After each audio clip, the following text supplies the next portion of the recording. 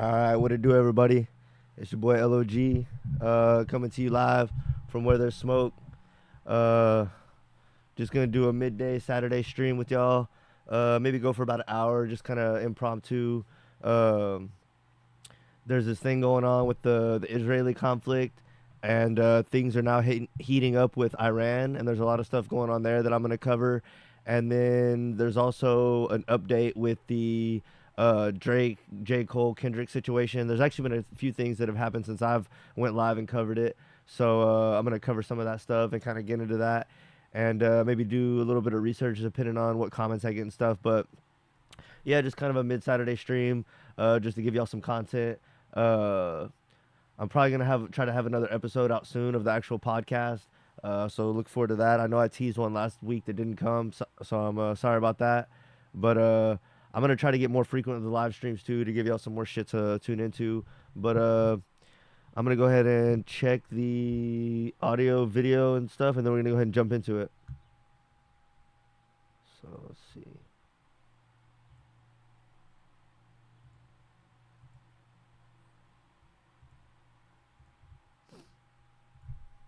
Give me a second.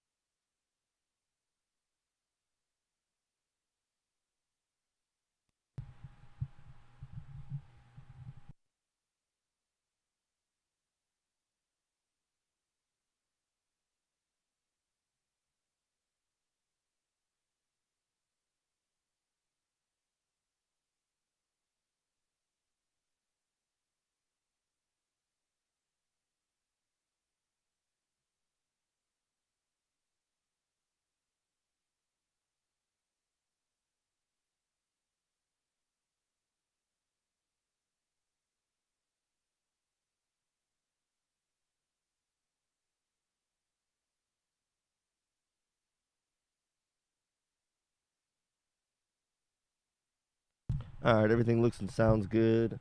I'm actually also gonna turn on my audio a little bit, and give me a second, and then we'll jump into it.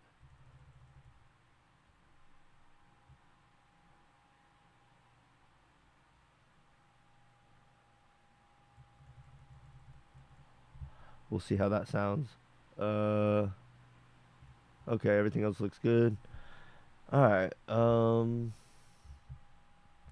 So let's go ahead and get into it. There we go.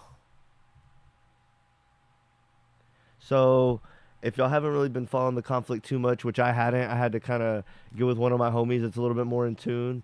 But he was telling me what kind of kicked all this stuff off was, uh, I'm not sure when. I guess this news thing we watch might tell us.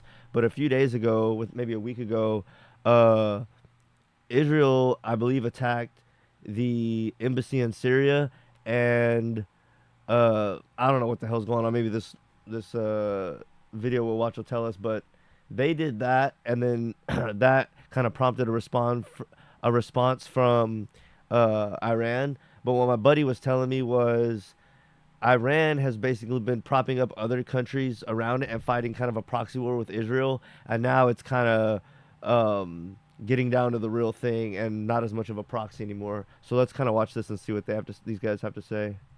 Now, Sunday marked 6 months since Hamas launched its deadly attack on Israel, taking hundreds of people hostage and starting the war in Gaza. Over 100 people are reportedly still being held in the enclave, and Israel has been reducing its presence in southern Gaza. The country's defense minister says troops wrapped up a key phase of the offensive and are preparing for future operations. This comes as Iran vows to avenge the deaths of several officials killed by an Israeli attack on the Iranian embassy in Syria last week. For more on this, we go to CBS News national security contributor Samantha Vinograd. She's also the former acting assistant secretary for counterterrorism. Samantha, first I want to ask, Iran is vowing, as we mentioned, for retaliation for those Revolutionary Guard officials killed by that attack in Syria. Now, what threat does this pose, not just to Israel, but to the U.S. as well? Well, in light of Iran's pledge to retaliate, we are in an elevated threat environment really globally. We know that Iran really has a spider web of proxy forces all around the region, and also importantly for Yeah, that's what my homie was telling me, so now they're echoing that same thing. the homeland, that Iran has been able and has tried to inspire attacks here. It's all political nonsense, but as the political nonsense and story goes, Iran's been fighting Actually in the United States via what we call homegrown violent extremists. So globally around the world, we are in a heightened threat environment. And that's why I would imagine the U.S. government, in coordination with the Israeli government and others, is very carefully looking at intelligence to try to pick up on any tips about how, when, and where Iran is planning to retaliate. And from an operational security perspective, also boosting security resources for military facilities in the region, for embassies and consulates in the region, and more. And then finally, also importantly, there's a diplomatic track here. We know that the White House has said that Iran sent the U.S. government a message, and the U.S. government sent a message back to Iran basically saying, don't mess with us. So I would imagine there's more private communications probably happening as well.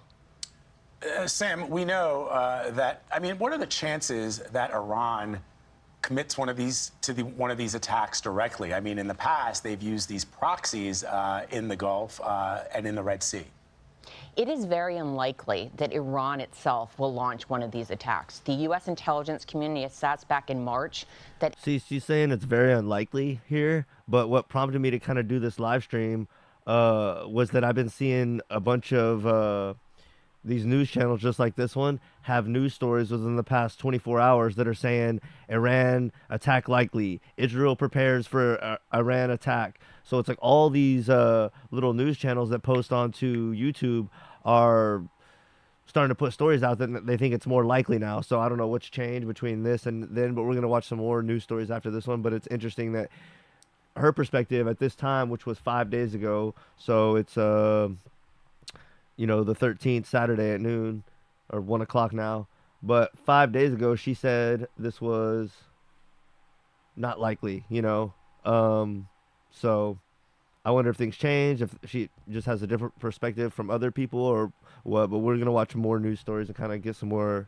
It's kind of a research topic. I haven't researched into it much, so we're just kind of learning together here as we go. Iran and Israel both wanted to avoid a full-scale direct confrontation. I do not assess that Iran wants to engage in direct conflict with the United States, but let's be clear, Vlad.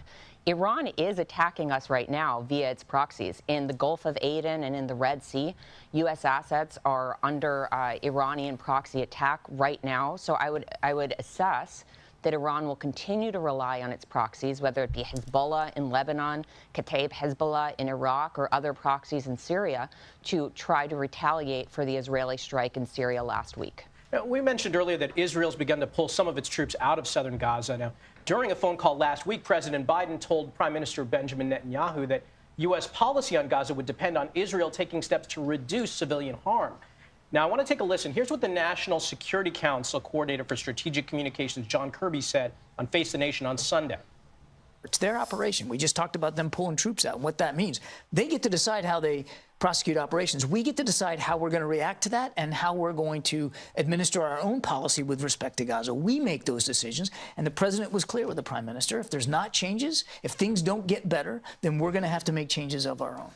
Now, is this reduction of troops connected to pushback from the U.S., and what's the tension like between the two leaders right now? Well, the forces that left southern Israel, ostensibly, according to John Kirby, left southern Israel to recuperate and refit for the next stage of military operations. That could be because Bibi Netanyahu is planning some sort of operation into Rafah.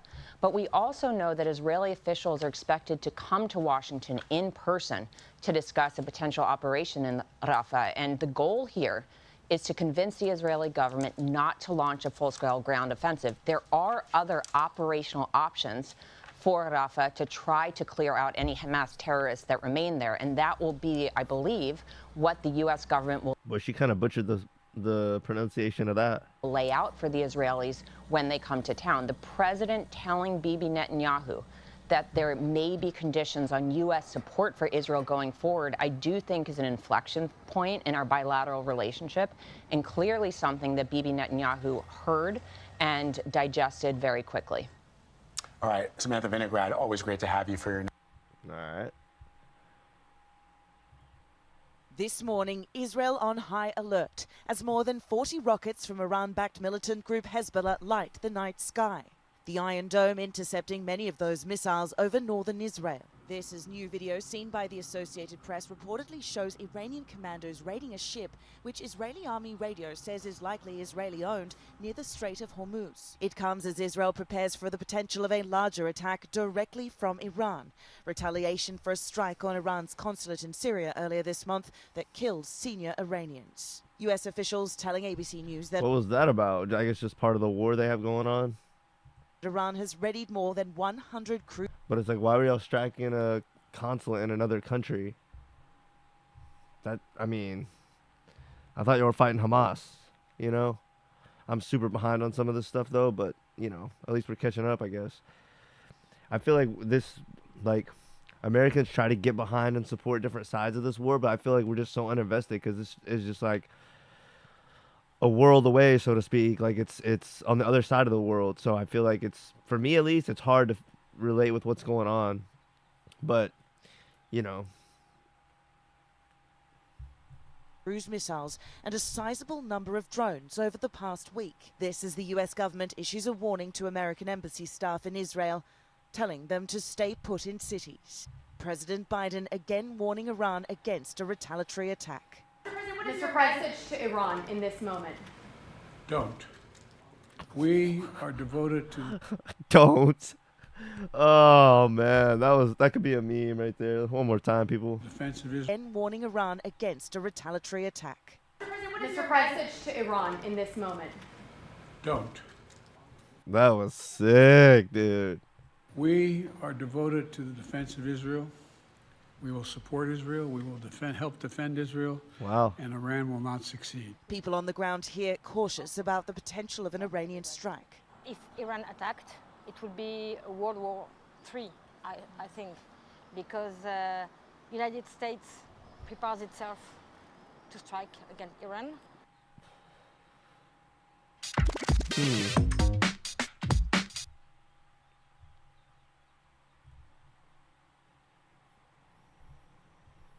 Middle East. Israel is bracing for Iran to launch a retaliation strike in response to an Israeli airstrike on an Iranian consulate in Syria. President Biden now sounding off today in a news conference warning Iran. ABC's Jacqueline Lee has the story. The U.S. military is now moving assets to the Middle East in a bid to deter Iran as the U.S. and Israel brace for a large retaliation attack. U.S. officials say Iran has readied more than 100 cruise missiles and a sizable number of drones for a possible strike against Israel in response to an Israeli airstrike earlier this month on the Iranian consulate in Syria that killed top commanders. This comes after officials say Iran's militia group Hezbollah launched at least 40 rockets into Israel, many of them intercepted. Late today, President Biden very blunt in his message to Iran after telling reporters he expects an Iranian strike sooner than later. Mr. President, to Iran in this One more time. It can't hurt. moment. Don't. Woo! We Oh, man. are devoted to the defense of Israel. Don't. We will support Israel. We will help defend Israel. And Iran That's like when your dog's going to shit on the carpet or something. You're just like, don't. will not succeed. The U.S. focused on preventing a wider war in the Middle East, the president not indicating what would trigger a direct U.S. response. Jacqueline Lee, ABC News, Los Angeles. All right. Well, I think I got this last one we can watch Scott on it. Lucas, a professor of U.S. And we'll see if I have any other thoughts or something that maybe spawns something else I can search up. But this will probably be the last little story we watch on this. I just thought it was interesting that, you know, like I said, there's been the conflict with Israel and Hamas. For someone that's not really as tuned in, it seemed to have died down some. But I hear from others that are more tapped in that it's pretty much still going on the same, more or less. And obviously it is. If Israel is going to attack an Iranian, consulate or whatever, where it's like supposed to be an embassy. I don't know if I said the wrong thing there, but like they attacked the embassy of Iran in Syria. It's all this political bullshit, but like, anyway, they attacked them, and it's kind of like just saying y'all have been fighting on their behalf, so we're cutting through the middleman essentially, and now we're just wondering if Iran's gonna strike directly as well, and then what that's gonna spark.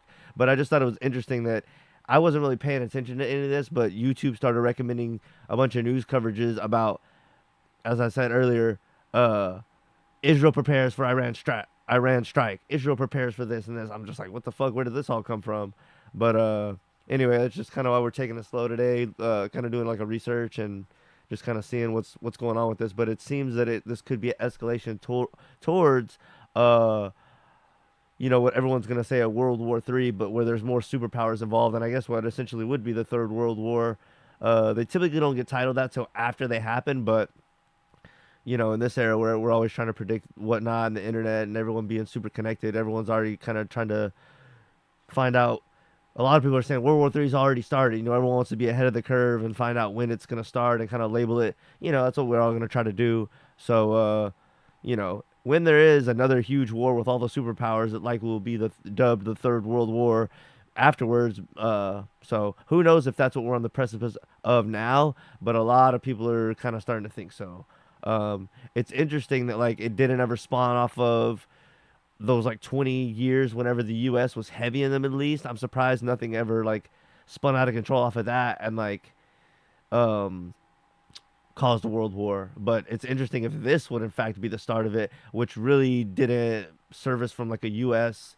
Led thing. So it's kind of interesting to me because it would have been like, I guess for someone that's from the U.S., I'm focused on the U.S. and thinking like, oh, 9/11 happened, we retaliated for that, and then something spawned off of that could make the third World War, which didn't end up happening. But that's actually a good thing for us because now, like, even if we end up being involved, I feel like at least we didn't start it. So, like, I don't know, but this is more of like an old holy war from like years past that has like a lot of historical context to it. So, but us being us, we're gonna have to jump in. So, anyway, let's watch this last little video, and then we'll maybe jump into like the second topic I had for today. Okay. And international politics at the University College of Dublin. Thank you so much for taking the time to speak with us today. First, what do you make of Iran's seizing of this ship? Do you think it's part of that retaliation that we've been anticipating? I think that's the big question.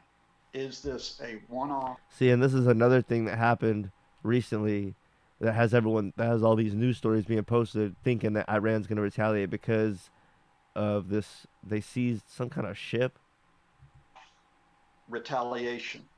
And it stops. I guess they already have retaliated. I guess they're just wondering if they're going to do anything more or if Israel's going to retaliate. But the news channels are all saying, will Iran retaliate? It's like, it seems like they already have by seizing this ship here. Here in response to Israel's killing of Iranian commanders, especially at the start of the month. The real motherfucking question is, okay, now is Israel going to respond to this, or are they just going to wait and see if anything escalates more? In the Iranian embassy in Syria, or is this one of a series of seizures of ships threatening to close the Strait of Hormuz, through which 20% of the world's oil passes, or other operations such as drone and missile strikes on Israeli targets? And of course, we don't know yet. What I would say at the moment is that what I believe has happened is that Iran has now made the symbolic response for, to show its own people, as well as the world, look, we can do something against the Israelis. As you mentioned, the MSC Ares, this container ship that was seized, belongs to the billionaire Eyal Ofer. But Iran has seized ships belonging to Eyal Ofer's group in the past. So this seizure in itself is not an escalation. This is not new.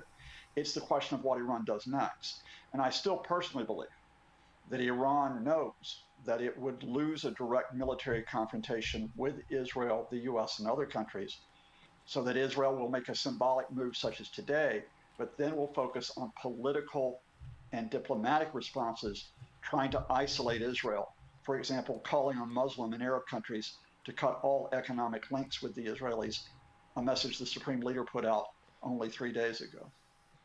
So you think That's something I have been hearing as stuff escalates with Israel and their conflict over there, that Muslims might come together and like support each other, because everyone else in the Middle East, I believe, is like all the countries around them are like majority Muslim, and the people in Israel want to claim more land and kick Muslims out of where they are, and eventually it's like you're gonna keep pushing and pushing this community. Eventually they're gonna push back, right? Or everyone thinks they're right, but it's gonna be one of those things where I've heard people say that Muslims worldwide might retaliate. So it just kind of plays into the larger scheme of a world war type thing.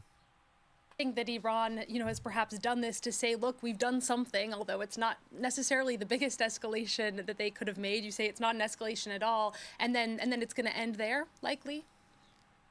I say that's possible. Let me give you a bit of precedent, and that is in 2020, when the U.S. assassinated Iran's most important commander outside of the country, General Soleimani, the head of the Quds Force, one of the most influential men in the Middle East. Iran's response a few days later was to launch some missiles on U.S. bases with bases with U.S. personnel in Iraq. But they informed the Americans in advance, and that was it. That was the extent of the retaliation.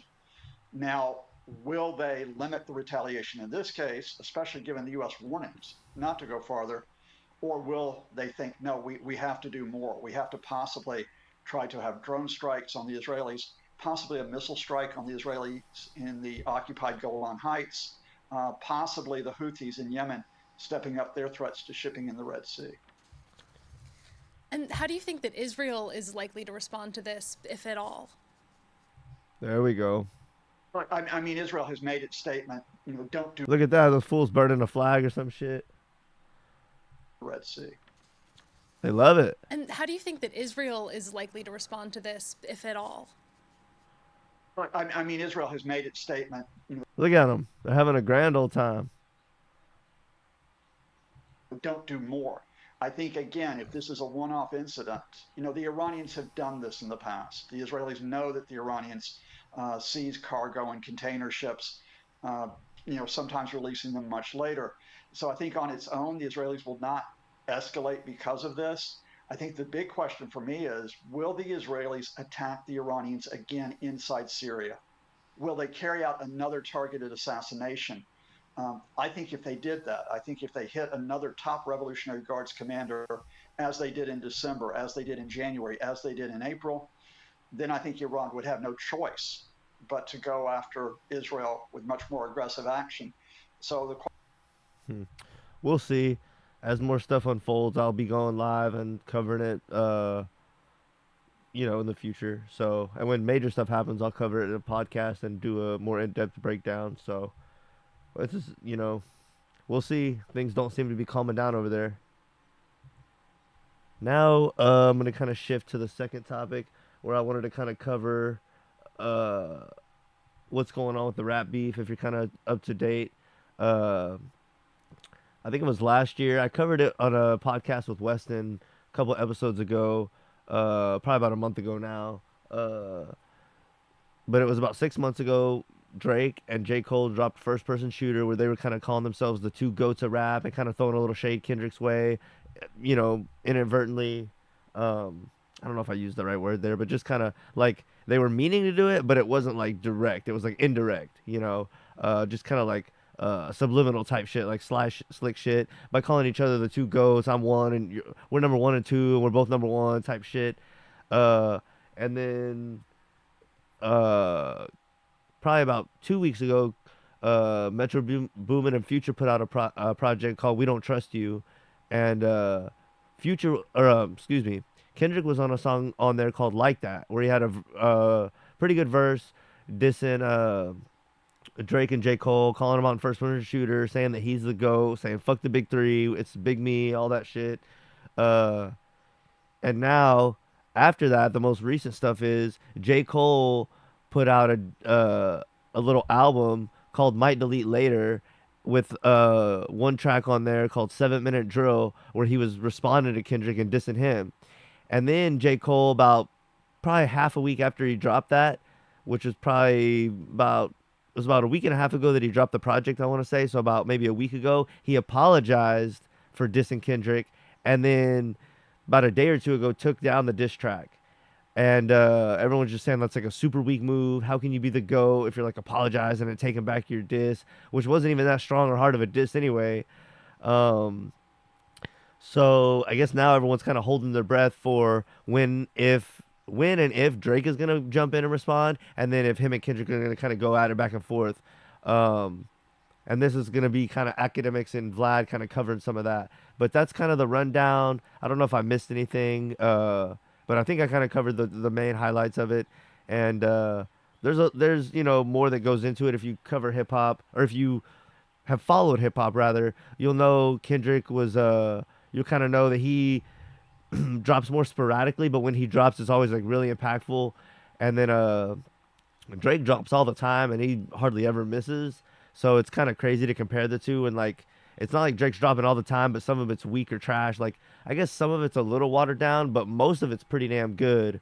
So we're gonna hear Academics and Vlad kind of talk about this whole thing, and Academics make some pretty good points, and we're just gonna kind of give our commentary and just kind of get in the comments. If you have any thoughts on it, on the beef, who you think's gonna come out on top, what you think about it so far. If I missed anything in my like brief kind of coverage of it, and just kind of let me know what y'all are thinking.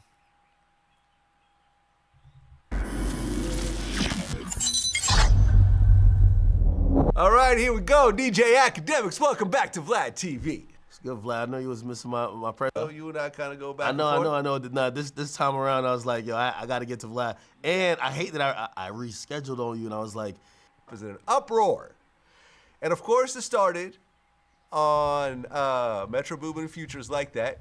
Oh, you starting with that one? There's a lot of stuff. That one. There's a lot of stuff, but I think that's the one to start with. So it started with the Kendrick verse. Yeah. He said, fuck sneak dissing, first person shooter. Hope they come with 3 switches. Of course, first person shooter was a song with Drake and J. Cole. Mm-hmm. And then he said the line that everyone's talking about. Motherfuck the big 3. It's just big meat. Then he said, for all the dogs getting buried, that's okay with all these nines, you're going to see Pet Sematary. Clearly a shot at Drake and J. Cole. Yeah, he shot the whip up, man. Yeah, he shot the whip up. I'm going to be honest with you, disrespectfully, let people know. The funny thing is, and I've been realizing about Kendrick, is he's like the level of respect or even handle these guys like with any type of decorum. I mean, he's been doing it since Control, he said, I heard it talking to barbershop all the time is who's the greatest, me, Jigga, or Nas, or something like that. And then he mentions Eminem, Andre 3000, and he says, the rest of y'all is just new dudes. Just don't even get involved in this. And he never really respected his peers. And I think always, I'm going to blame this whole thing on J. Cole, really. J. Cole's been the one trying to walk in the middle, the little brother, so to speak, the middle child, trying to keep his hands around the 2 other brothers that really want to go at it. And he's been saying this big 3 shit this whole time. Yo, it's big 3, it's us, it's us, it's us.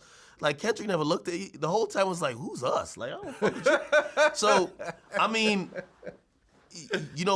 2 things occurred, right? Him and Drake should have already kicked off, but something happened along the line where his relationship with J. Cole severed. And that you could actually see it being documented from when they were first linked and seen in the studio and they were supposed to do an album. Yeah, you've been hearing about this J. Cole Kendrick album forever, but you've never heard any songs or any progress or nothing. But then again, just to be fair, Kendrick's had a lot of albums, like the Black Hippie album never came out. That's with his own label mates. So it seems like Kendrick is just doing Kendrick the whole time. Punch used to tease it like, hey, they got a couple projects. Ab-Soul went on while he was on the Breakfast Club one. Like, what is happening? It was just like, oh, they're just not going to put in Drake or J. Cole, he said, now I'm in front of the line with a comfortable lead. How ironic. As soon as I got it, Now he wants something with me. He averaged one hard verse like every 30 months or something. If he wasn't dissing, then we wouldn't be discussing him. Lord, don't make me have to smoke this dude because I fuck with him. When push come to shove on this mic, I will humble him. 4 albums in 12 years, I can divide. Now this is a quote from That's the diss that J. Cole took down, by the way. Jay-Z from Takeover. Said 4 albums in 10 years, I could divide. That's one of That's from Takeover. It's one or two. Okay, absolutely. Now, of course, you got to also think that Takeover generally people felt was a loss to Ether. Yeah. So he's quoting the losing song. But he's also kind of tied in with Jay-Z, Rock Nation, whatever. What's important to note there is that all them lines you rap was cap, right? Like, so it's like, I think he had to practice in front of the mirror trying to get it delivered. No, because they're not factual. Yeah. And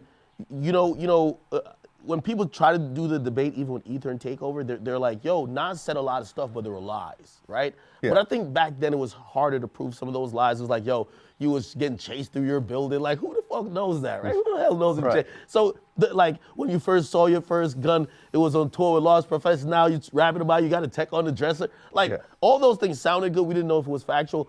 Here's the thing about what J. Cole is saying about Kendrick. That is, we're not even going to entertain. It's a nice callback to use a classic bar, Jay, Takeover, and Jay's exact line was 4 albums in 10 years, nigga, I could divide, that's one. Let's say 2 of them shits was due, which means ass. One was Ad, the other was Illmatic, so that's a 1 hot album for a 10-year average. Yeah. You can't say that about no damn Kendrick Lamar. Kendrick Lamar, these are the albums that we're talking about. Break it down, Ak. Break it down. That sounded great for you to use that callback, but let's see if it makes sense, and we can fact check you here. So we got Good Kid, Mad City, 2012. Classic. We have To Pimp a Butterfly. We have Damn, and we have Mr. Morale and the Big Steppers. Yeah. You're telling me I could divide too. Yeah, that sounds like if the minimum, because there's 3 classics, the minimum. To Pimp a Butterfly, Good Kid, Mad City, and also Damn. Yeah. The minimum. Some would argue even Mr. Morale and the Big Steppers is classic too. So if we're doing his division, that's a 1 classic album every 3 or 4 year average. That wouldn't help your case, J. Cole. That's not a diss. That's actually pretty good. So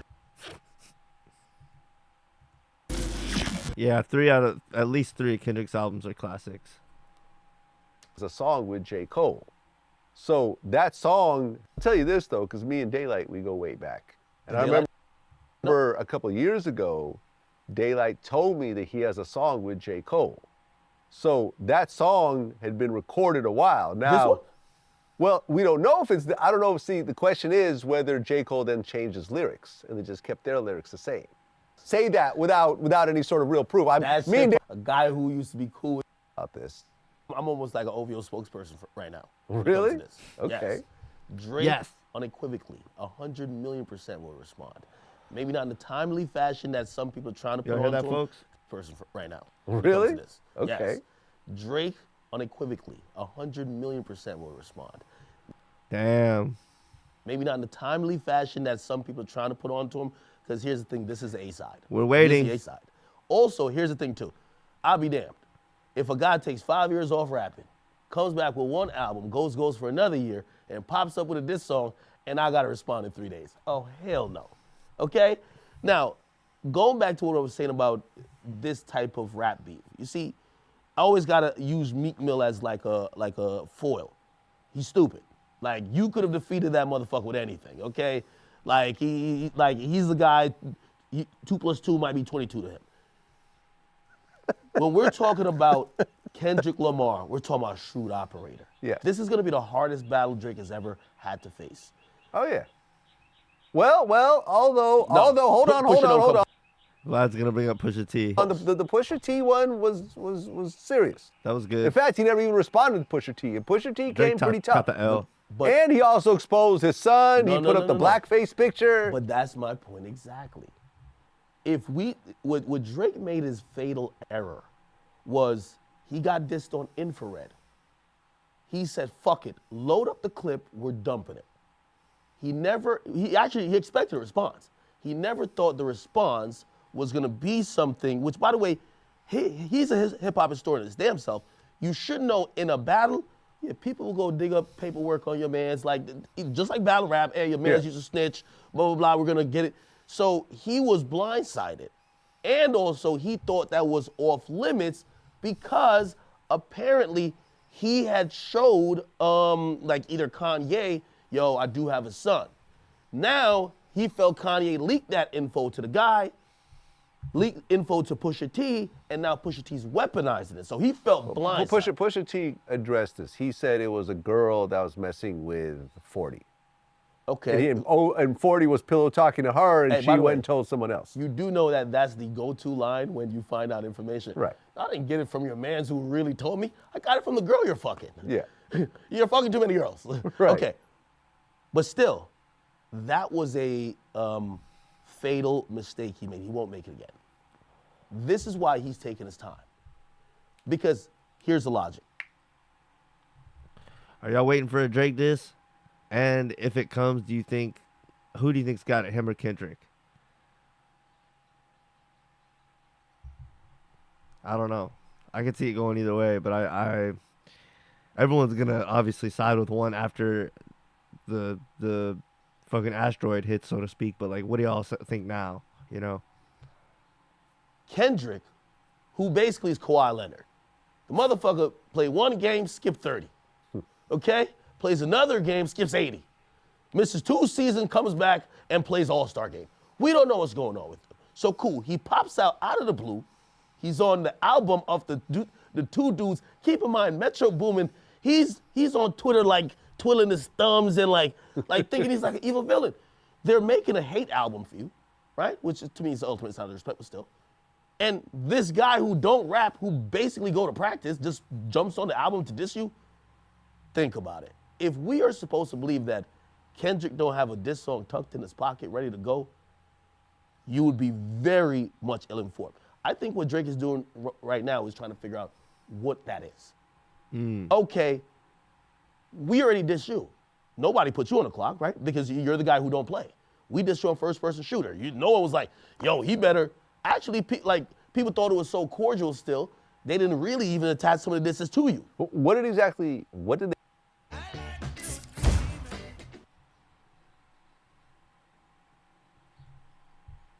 Shooter. So first-person shooter, they pretty much boxed him out of the top. They said there is a big 3, but they boxed him out of the top 2.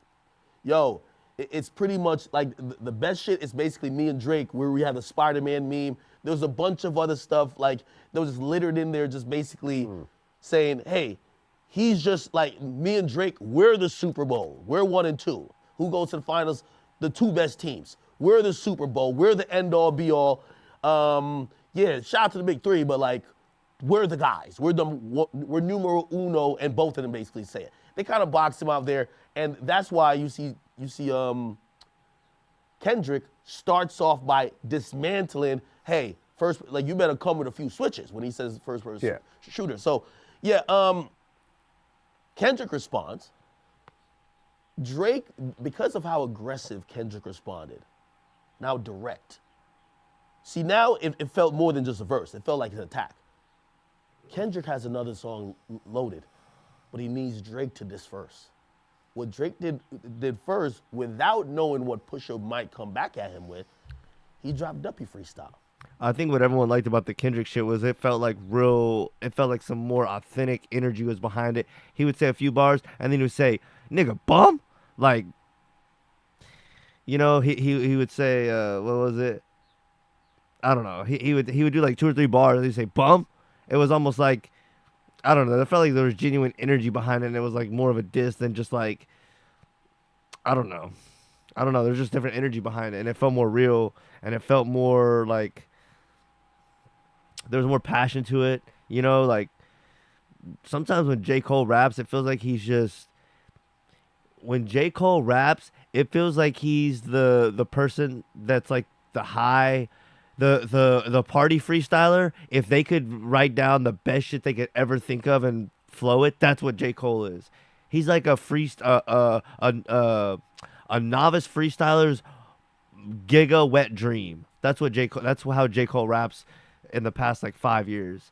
And like I kind of get it because he makes it seem like effortless in his style, but I don't like. it seems too effortless, and it seems like there's not enough passion behind it, and that's why I feel like he's kind of losing people on like having the edge as like one of the top ones. And when he dropped Duppy Freestyle, I thought, and I still think, and people will say you're a little biased because you're a huge Drake fan, but it's okay, I'll take that. But I still think rapping-wise, Drake had the better song just off raps. But the exposal made the bigger moment, and that ended it. And of course, Drake not responding to it, he lost.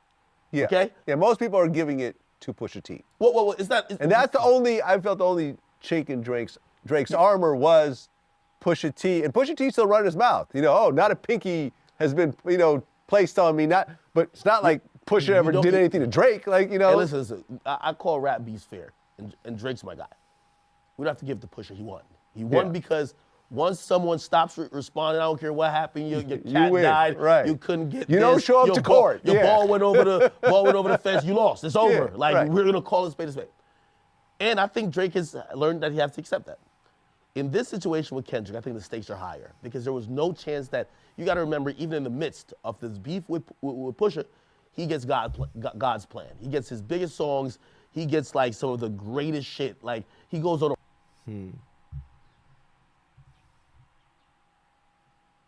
That same year, what did Drake drop? What year? Now, this is what happened. In this one, academics and excuse me.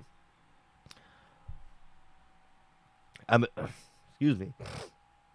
In this one, academics and Vlad go over like kind of more the number side and like who has a bigger claim to like the king of hip hop over probably the last like 10, 15 years. What happens next? Kendrick. Well, okay, so To Pimp a Butterfly, first week, sold 324,000. Okay. That's a big number. And that same year, what did Drake drop? What year is that? Is it 14? 15. 15. Okay, hold on. Let's see. Drake album. You might have to go to 16 where he drops Views. Views obliterates that. Okay. If you're reading this, it's too late. That's a little bit of a... That's a mixtape. It's a mixtape. Go to Views. Views obliterates everything. He does a mill. Drake, Views, first. I'll save you the suspense. He does a mill. Okay, you're right.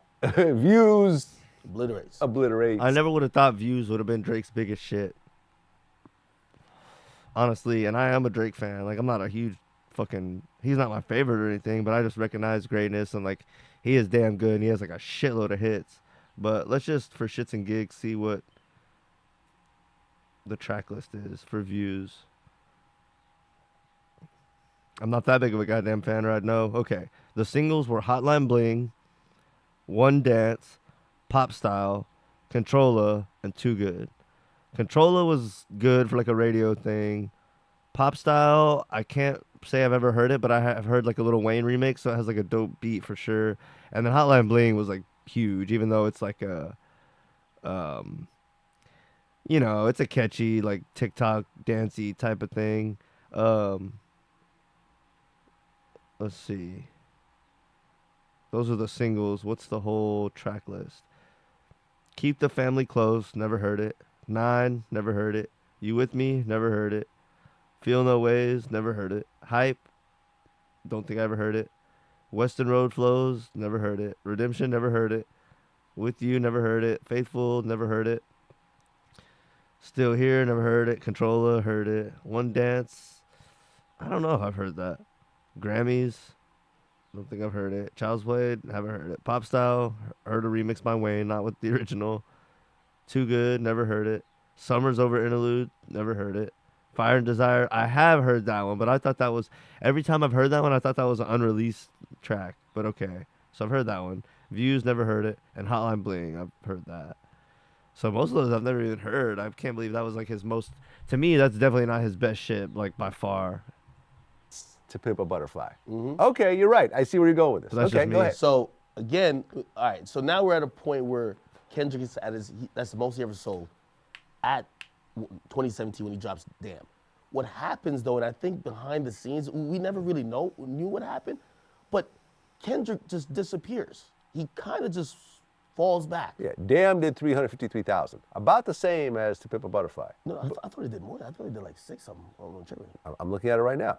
This first week, 340 million streams. The second week, it remained at the top 10 and did another 238. So yeah, it did 353,000 the first week. The second week, it did 238. So I mean, look, a lot of people consider that to be either his best or his second best album next to Good Kid, Mad City. I thought it was a great album. It was his most commercial album too. Yes. It had Rihanna on it, right? Yeah. What happened then? Kendrick goes ghost. He literally fell off the map. Yeah. He literally stopped playing the game, and Drake goes on an unprecedented run. After More Life, we get Scorpion. Yeah, I think Scorpion was better than Views. That's what I was just looking up the track listing for Scorpion. Excuse me. The biggest commercial hits of his life, God's Plan. Wait. Views was less than Scorpion? Well, I mean, no, it wasn't. But it was more. Actually, maybe it was. I thought one of them did $1 million. I thought that did either 900. Scorpion did 732. Okay, but it had the.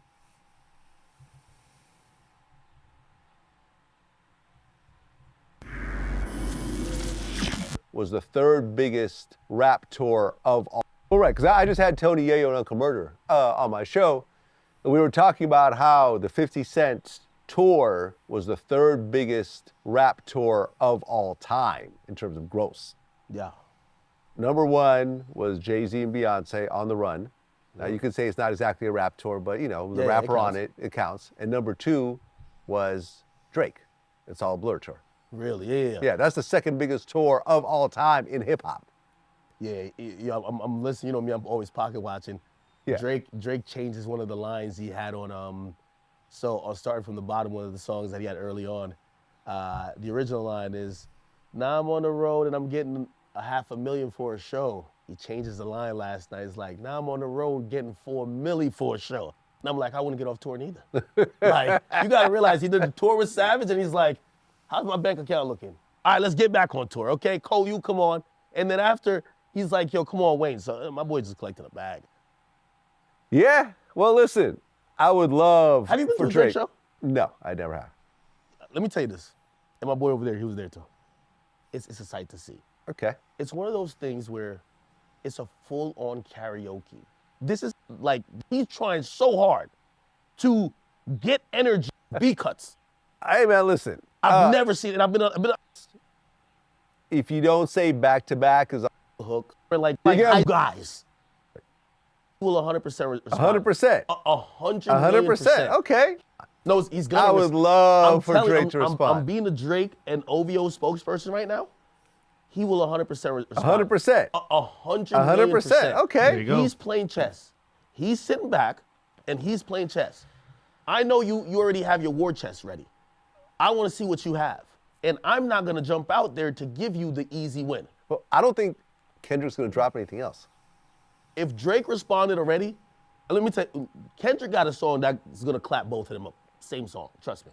Clap both of them up. Cole too. Cole got to get a smoke, of course. What, you think that Drake is going to diss J. Cole too? No. Kendrick. Oh, Kendrick, okay. Kendrick got it in the tuck.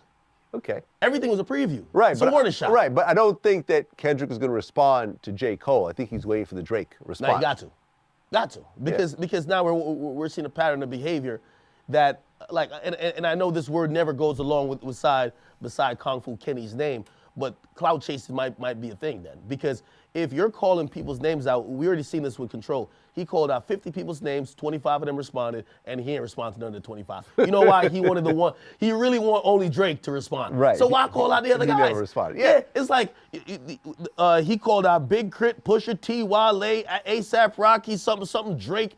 Hey, you know Lupe responded. You know Big Crit responded. You know Meek Mill came with a, ooh, kill him. You ain't respond back to them.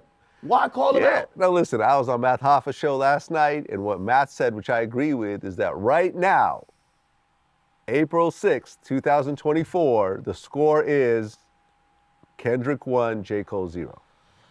And Drake right now, and then Drake up 3-1. Kendrick better get with it.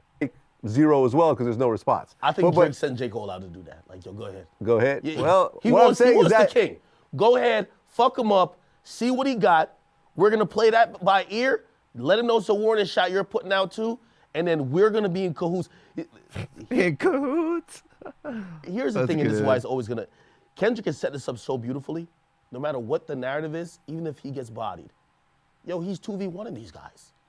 You have one MC, 2v1 and two guys. Yeah. Like, You dropped the whole tape to That's why I feel like Drake's really waiting so that he can maybe separate it to where it seems like a more one-on-one. respond. He gave you 3 bars on a verse and gave the other dude 8 bars. Yeah. Come on. Right. Like, it's going to look better. It's like, hey, if We'll see, but I see this thing. I don't know if it's official or not, but it's a Drake leaked diss. So we're going to preview that and see what's up.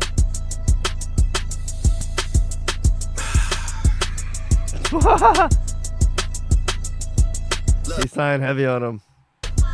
I could never be nobody #1 fan. Your first #1, I had to put it in your hand. You pussies can't This is a dope sample. It sounds like the Biggie fuck bitches get money, but they took out the fuck bitches, so it's fuck bitches get money, fuck bitches get money, but it's just get money, get money, get money. That's dope. booked outside America for nan. I'm out in Tokyo because I'm big in Japan. I'm the hit maker y'all depend on.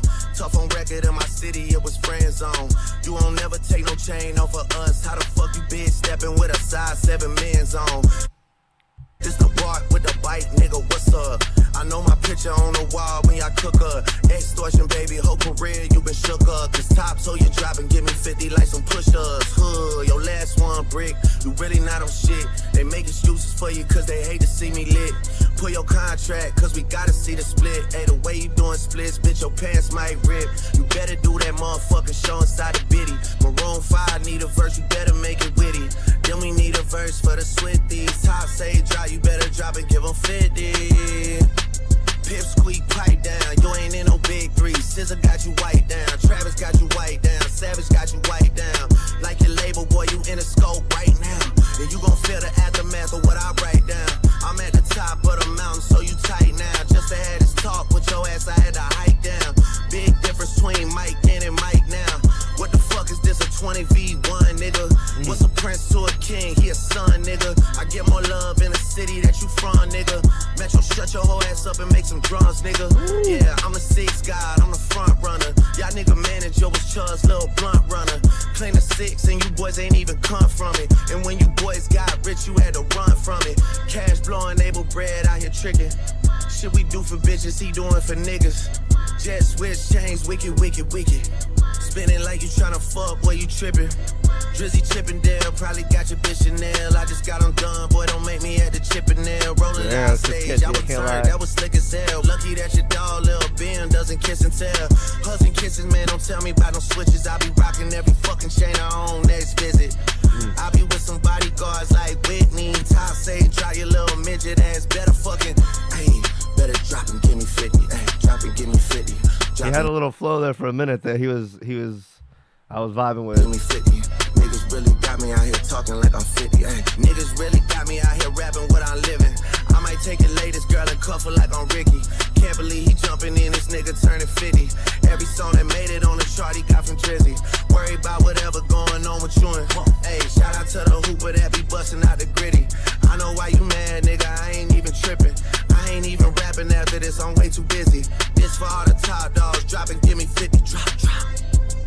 And that fucking song y'all got is not starting beef with us. This shit been brewing in a pot, now I'm heating up. I don't care what Cole think, that dot shit was weak as fuck. Champagne tripping, he is not fucking easing up. Nigga called up top to see a top, wanna piece it up. Top, wanna piece it up, top, wanna piece it up. Nah, pussy, now you on your own when you speaking up. You done roll deep to this, it's not fucking deep enough. Begging Casa not, where you not fucking beating us. Numbers wise, I'm out of here, you not fucking creeping up. Money wise, I'm out of here, you not fucking sneaking up. Corn by your show money, merch money, feed us. I'ma let you niggas work it out because I seen enough. This ain't even everything I know, don't wake the demon up. This ain't even everything I know, don't wake the demon up. Drop and give me 50, all you fuck niggas teaming up. What? Teaming up, but all of y'all falling like some dominoes. Bros turning hoes, dog, like I ain't got enough of those. I can't wait to see how far you niggas get to reaching now. This the closest thing you niggas getting to a feature now. Backpedal gang, cause a few of y'all been reaching out. Y'all drew the line, what the fuck we gotta speak about? Get your fucking head tapped, you niggas get to peeking out. You had a song for 4 years, drop that shit or shut your mouth. Shut your mouth, nigga. It's me. What do y'all think? Twice in my big 3, I had to leave you out. Fucking dumbass nigga. Y'all let me know what y'all think. Is that legitimate? Not? we'll see if it actually comes out for real. But anyway, we got a little sneak peek. So yeah, y'all let me know. Y'all get in the chat. Let me know what y'all think about today's topics in the comments afterwards.